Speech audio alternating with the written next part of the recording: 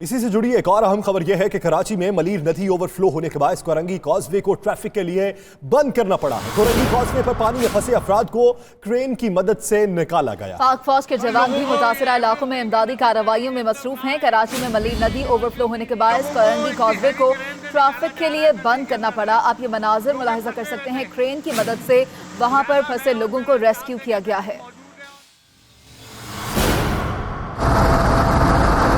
कराची में monsoon season की दूसरी और शदीद तरीन बारिश। गुज़िश्ता रात शुरू होने वाली बारिश वफे से अब तक जारी है। मलीर नदी ओवरफ्लो होने से सूरत हाल इंतहाई संगीन हो गई। कोरंगी कॉजवे पर पुल टूट जाने से इलाके की तरफ जाने वाला एक रास्ता बंद कर दिया गया, जबकि मुतअद्दिद अफराद नदी के पानी के बाइस फंस गए। पानी में फंसे अफराद कई घंटों तक जिंदगी और मौत की कशमकश का शिकार रहे। रेस्क्यू टीमों ने क्रेन और कश्ती की मदद के जरिए मुतासर अफराद को निकाल कर महफूज मकाम तक पहुँचाया।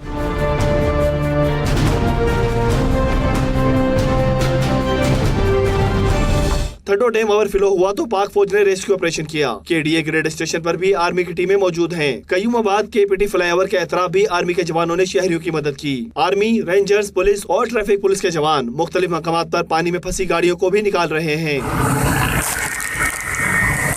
सादी टाउन, मवेशी मंडी और एतराफ में भी पाक फौज की खसूसी टीमें मौजूद हैं। New Karachi site area, university road, काला पुल, कयूमाबाद, कोरंगी नेशनल हाईवे, सदर, केमाड़ी, DHA और मलीर कैंट पर भी पाक फौज के जवान रेस्क्यू ऑपरेशन में मसरूफ हैं।